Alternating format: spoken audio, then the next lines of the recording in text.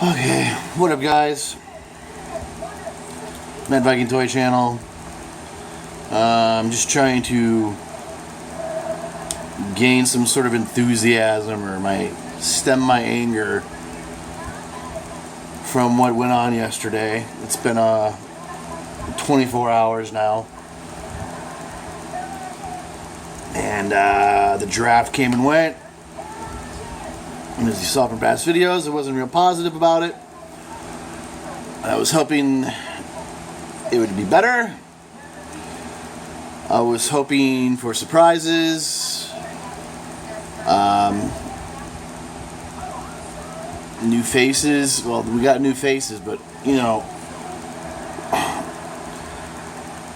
where are all the mystery signees? If you're bringing in a cruiserweight division, shouldn't we get a glance at the cruiserweight division?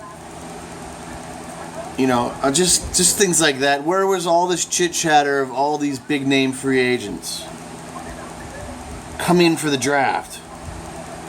Goldberg's in your game. Where's Goldberg? Where's Kurt Angle? Where's all these names you've been yip-yapping about? Were they doing that just for internet hype to spike ratings? I'm starting to think so. I'm starting to think that these people aren't even frickin' coming. Granted, I know that some of these names they tossed out aren't coming. Rey Mysterio is not coming. Jeff Hardy is not coming. But a lot of the other names, they certainly could have. But that was what was most of the hype about this damn thing, was the people they were bringing back. We already know who's on the roster, and that's why the ratings are bad, because a lot of the people they have on the roster, they've buried to death and people don't give a shit about anymore. I mean, and the people we do give a shit about, they officially ruined it yesterday. By that meaning, they split up the club. So that new angle is dead. It's gone. It never even really got its feet off the ground. Now we know why they were basically just burying them in the beginning. Now we know why Cena could just go out there and one-man army all three of those guys, beat them senseless, and they couldn't get any offense in until AJ Styles would mount some comeback. Because they weren't supposed to be important. They were just basically lobbied away before TNA could sign them to bring in hype. And look how many other people it landed them by signing those guys. Nakamura.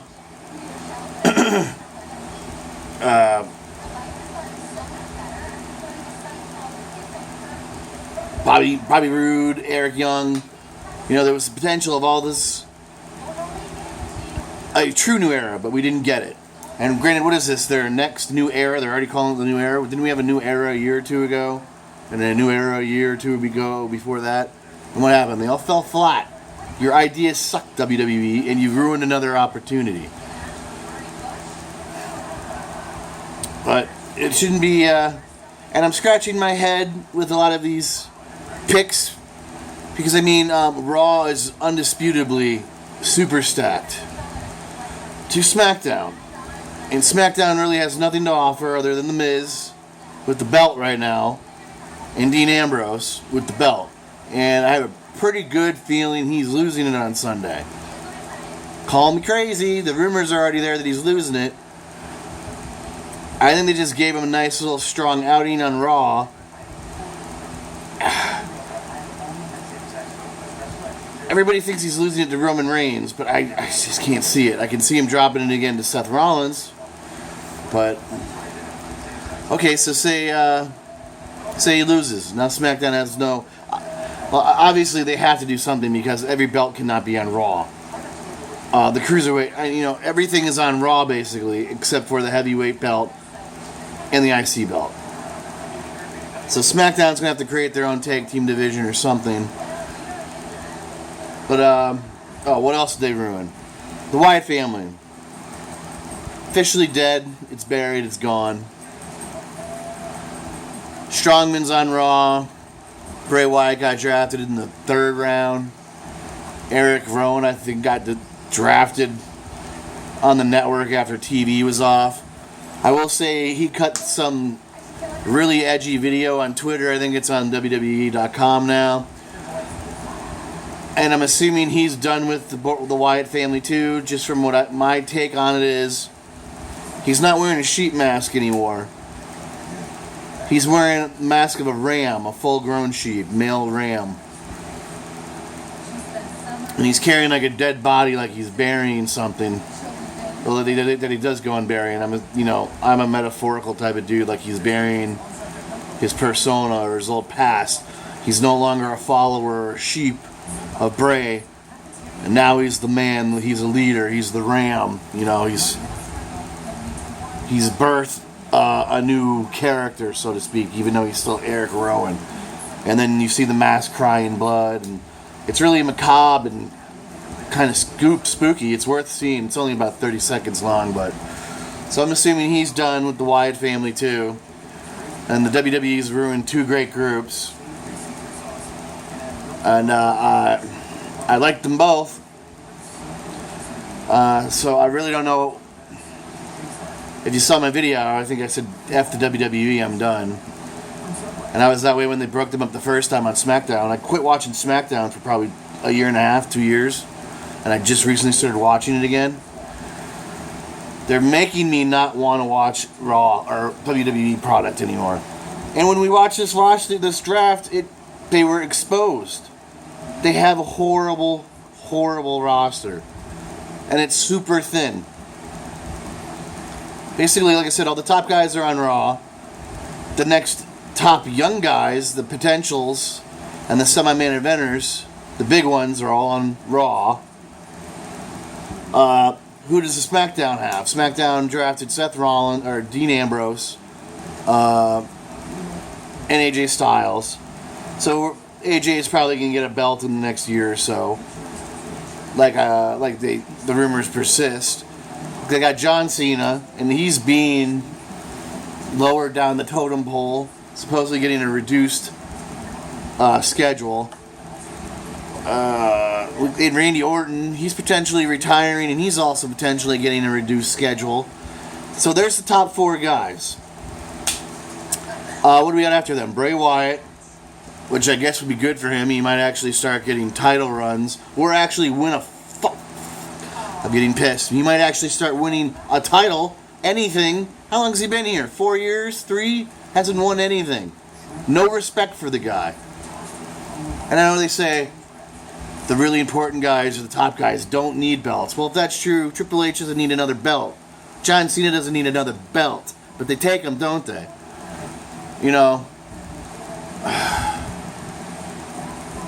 But I think it'll be good for him. He can probably grow more now as a character.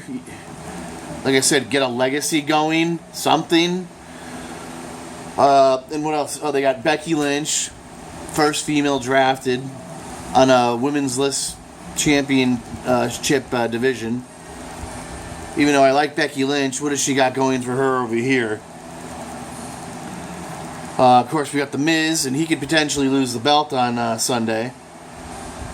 Which for some reason I think he's going to. Baron Corbin, he'll be a guy in that bracket below the top four guys. He'll be up there with Bray. I've already read he's going to get a monster push. And that doesn't bother me any. He looks like a monster. And it's not because of his Ziggler feud. He's got the look. He's like he can carry it. So that'll probably, like I said, that'll be good for him. I'm losing my spotter. Then they got American Alpha. So they got one tag team so far. I know they got the Vaudevillains. It's 2. But there's no tag team belts over here. So there's going to be, like the old draft, which everybody hated, tag teams didn't really exist.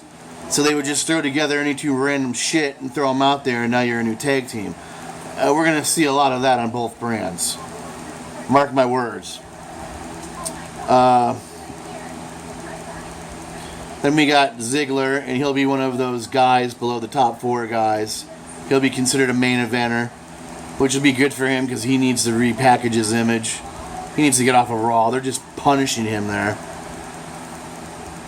But he's not considered a top guy. He's mid-card talent. He was at one point a top talent, but they've ruined him. since his title run. When was that? 3 years ago? Where did I just see that? And then they got Natalya and Becky Lynch. Natalya was drafted next. Rumor is when her contract's over. Well, actually, the rumors that came out a while ago were actually not correct because supposedly she signed for about 2 years. And then when it's not 2 years solid, but when that's over, she's supposedly walking away. So, granted, we'll still have her around for a while. But like I said, there's no championship here. Guess we're going to see a lot of Becky Lynch fighting Natalya. And Alberto Del Rio, he'll be the fourth guy in the 4 guys below the top 4 guys fighting in random feuds for the heavyweight title. And I guarantee you he was thrown on SmackDown because Triple H and Steph probably want to get rid of him because he's still bitching about his place in the company. He was promised the world to come back, and I'm sure that was a title run or title runs. He's going to go right back into being a top guy. And he came back and he wasn't a top guy. He was a mid-card guy chasing midgets for championship belt or cruiserweight belts or what was it, the United States title. So that'll get him out of their hair and he'll be higher on the card, I guess. I don't know. And then there's, the Usos. So there'll be 3 tag teams on SmackDown. They got Demon Kane, the 50-year-old Demon Kane, who's rumored to be quitting any time now, too, to go pursue politics. But is anybody wild about that pick? No one cares. And he's even back to being Kane, but really, who cares? These were the off-TV picks. Kalisto, which shocked me. I figured he'd be in the Cruiserweight division. There's going to be 4 tag teams, the Ascension. So SmackDown has 4 tag teams. Zack Ryder, which I think is good that he went to SmackDown. He needs it. I don't know if he'll be one of those 4 guys under the top 4 guys, but who knows? It could be. He's going to be repackaged, I'm sure. It looks like they're finally trying to do something with him. Apollo Crews, he'll be a bottom feeder because he's still new. And apparently he's got heat on him. 3 girls, Alexa Bliss. 3 girls and a women's division on SmackDown. It was nice to watch her video on the network of her crying. I don't think she expected to get called up. Is she ready in my eyes? I don't know. I've seen a few matches, but I've seen worse. I will say Soko looked pretty pissed. She was in the front row, I think, expecting to be called up. But she wasn't. We got, 5 tag teams. Woo! Thank God Breezango, right, guys? We all care about them. Eva Marie. I forgot she got drafted. She's been trying hard. That might surprise us. I've seen her videos on YouTube and stuff. She's going to surprise some people, even though everybody's going to still hate her guts. So what is there? 4 chicks. And then there's the Vaudevillains. Was that 4 take? Because I know I mentioned them before. So does that make 4 or does that make 5? But it's 5 take teams no one gives a shit about. We got Eric Rowan and Mojo Rawley. And I know him and Ryder team on NXT. So potentially they can teeter in and out of doing that on SmackDown, which I have a feeling they're doing. Because out of all the men they call up on NXT, they call a bit tag team player. I don't know, man. 5 chicks. Carmella was drafted too, which kind of shocked me a little bit. But supposedly Bayley is still being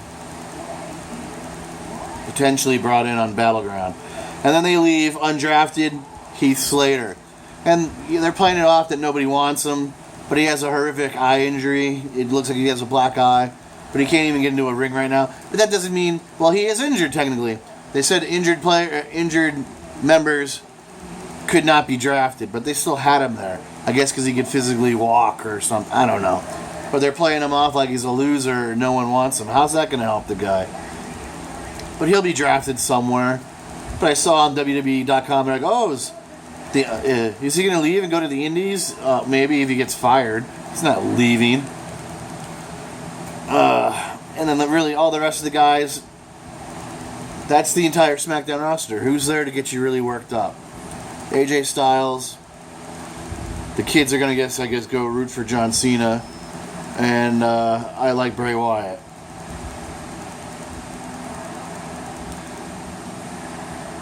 I don't know, man. Weak roster. You know, and Raw, granted they were more stacked than SmackDown. And they're going to be favored more. I don't know. They have to, and I know they're going to do something in these following weeks. Like I said, if they've really hired people, they're going to start sprinkling them into the shows. But not just, I don't know, Raw just got the better end of the stick. Why have Raw drafted all those, just got done drafting the New Day? Why in the hell would you only draft Bray Wyatt? Oh, that's right, because they separated them all. They told you that during the thing. But even so, they didn't split up the Social Outcasts, so why would you just draft Bo Dallas?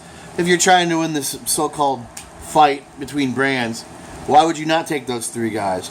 I could draft all three of them. It doesn't mean I have to keep them Social Outcasts. I can split them all up the next day. You know, which would benefit the brand better. But I don't know. It just stinks of the last brand and draft to me. Except they didn't follow the thing they do afterwards. After the draft, they used to do trades. One or two people would get traded tops. There was the one year where Triple H got drafted to SmackDown at the height of his hate when nobody liked him. And then whoever was the general manager traded Triple H for the Dudley Boys. It was like a 4 or 5 person pick trade for Triple H. That was all done for ego. But you know, none of that went down. And like I said, where were all the free draftees and all this other stuff? Like I said, I'm sure they're going to continue to milk this in the next following episodes of Raw and SmackDown, but to me, this was just lackluster. The matches blew. The only match I liked was Bray Wyatt versus Xavier. It was the only one. They were all unique matches that had potential. But how many of them actually delivered? When I saw Kevin Owens and Kane, I got excited, but that never happened. What was it? The IC and U.S. champion versus Ryder and what's his face? Yeah, that was going to be a compelling match. It was just basic crap, and then somebody got juked and they got pinned. That's basically how every match went down. Or somebody got jumped on the way to the ring, so we never saw. How many did that happen twice? Yeah, it was a filler show with filler matches just to promote the draft and remind you, hey, we got a pay-per-view. So, I don't know. I know a lot of people are pissed. I've already gone on a bunch of blogs, seen people's comments. I've gone on dirt sheets. A lot of people are already shitting on this, and pretty much so am I. But like I said, I'm already a survivor of the first one. I fell for all the bright lights and drama of the first one, and it never delivered. It just brought a bunch of crappy wrestling, a bunch of matches and tag teams no one cared about. And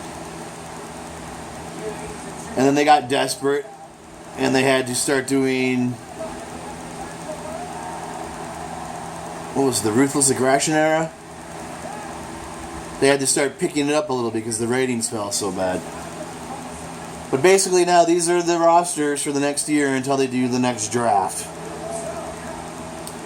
And by each year that these go by, you're probably going to learn to despise it even more like everybody else did with the first time around.